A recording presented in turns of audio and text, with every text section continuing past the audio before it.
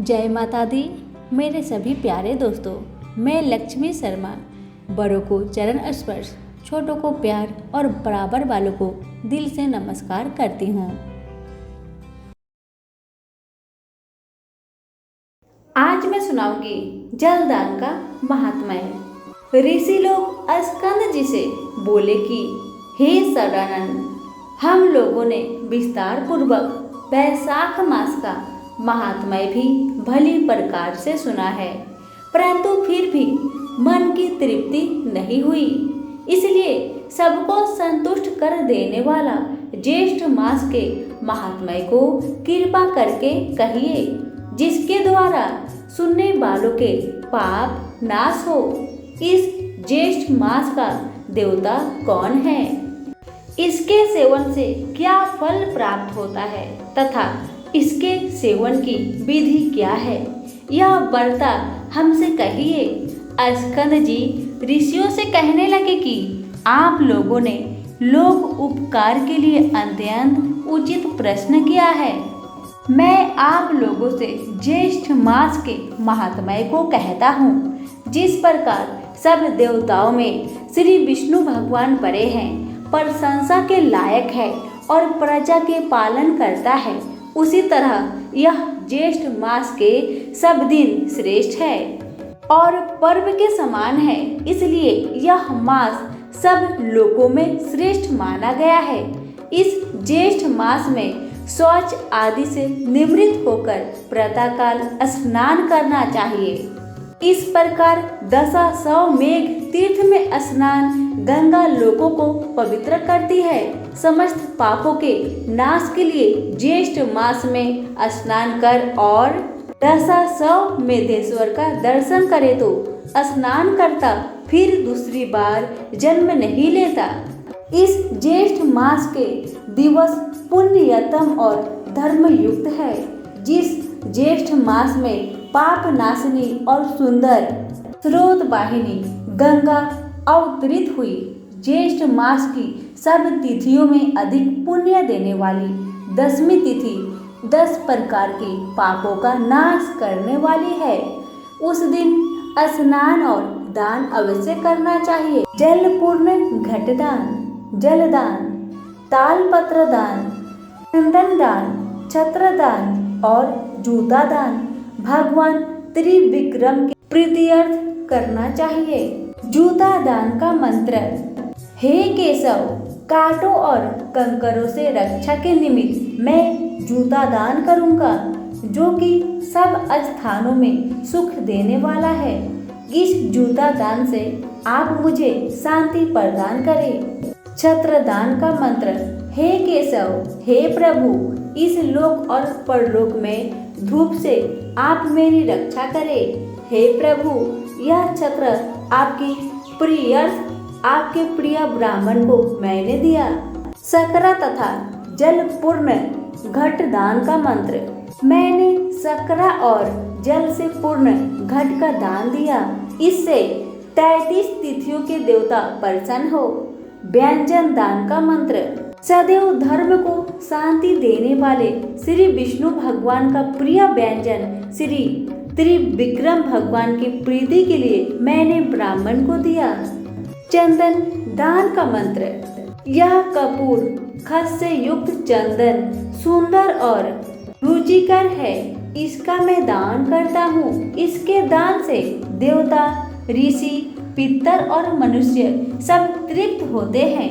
इस प्रकार अपनी शक्ति के अनुसार अनेक दानों को देना चाहिए और प्राणी मात्र की रक्षा के लिए निर्जल देश में जल दान देना चाहिए। जो प्राणी मात्र के लिए जल दान देने में असमर्थ है, वह ब्राह्मण के लिए प्रतिदिन जल दान करे और पीपल, वट आदि वृक्षों का अनेक विधि द्वारा जल से सिंचन करे। जल दान से अधिक श्रेष्ठ दान न हुआ है और न होगा, इसलिए सब उपायों से जल दान का विधान विशेष कहा गया है। जो मनुष्य मोहवश ज्येष्ठ मास में जल दान नहीं करता, वह घोर नरकों की यातना भोगकर पुनः पृथ्वी पर आकर चातक की योनि में जन्म लेता है।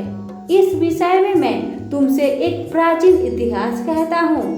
पूर्व काल में त्रेता युग के अंत में महिष्मतिपुरी में वेद वादंग का पारंगत धर्मात्मा सुमंत नाम का श्रेष्ठ ब्राह्मण था। उस ब्राह्मण की गुणवती नाम वाली स्त्री और देव शर्मा नाम वाला पुत्र था। देव शर्मा ब्राह्मण पुत्र देव देवता पूजन में निरत और अतिथि प्रिय था। किसी समय देवयोग से वह समाधि लेने के लिए वन में गया। वहाँ वह परतज तेज किरणों से और तृषा से अत्यंत व्याकुल हो गया। उस वन के तालाब के समीप जाकर वह एक वृक्ष की छाया में बैठकर जल पीकर समीप ही सो गया। उस ब्राह्मण के भय से उस वन के जो मृग और पंछीगण थे वे सब तृषा से पीड़ित होकर व्याकुल हो गए और कुछ मर भी गए। सूर्य नारायण के अस्त हो जाने पर जब उसकी निद्रा दूर हुई तब वह ब्राह्मण अपने घर आया।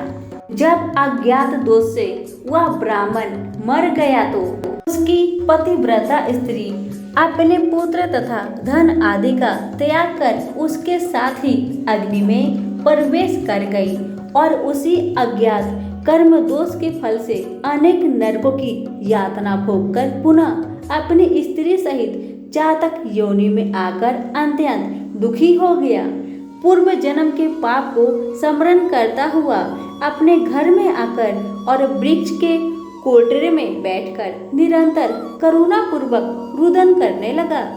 उसके रुदन को सुनकर उसके पुत्र ने अनेक बार उसे मना किया पर वह उस वृक्ष के कोटरे से नहीं निकलता। तब क्रोधित होकर उसके पुत्र ने उस वृक्ष के कोतरे में आग लगा दी। उस अग्नि के ताप से उन दोनों चातक और चातकी के पंख जल गए और वे दोनों ही रात्रि के समय वृक्ष से नीचे गिर गए और परस्पर अपने कष्ट की बात कहने लगे।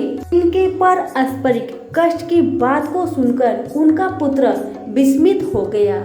यहाँ से वह श्रेष्ठ ब्राह्मण के आश्रम में गया और अपने पिता का सब वृत्तांत उन ब्राह्मण से कहकर उनसे अपने पिता के उद्धार का साधन जानकर अपने घर को आया। उस ब्राह्मण श्रेष्ठ ने उसी निर्जल वन में उसने पियाऊ लगा दी। उस पियाऊ को पुण्य प्रभाव से उनके माता पिता चातक योनि से छूटकर दिव्य रूप होकर सुंदर विमान में बैठकर भगवान विष्णु के धाम को चले गए। हे प्रीतगण, मैंने पूर्व का वृत्तांत आप लोगों से कहा जिसमें जल मार्ग के अवरोध से जलदान की अद्भुत महिमा का वर्णन है। उम्मीद करती हूँ आप सभी को हमारी आज की जल का महात्म्य और कथा पसंद आई होगी। कथा पसंद आने पर लाइक, शेयर और हमारे चैनल को जरूर सब्सक्राइब करें। धन्यवाद।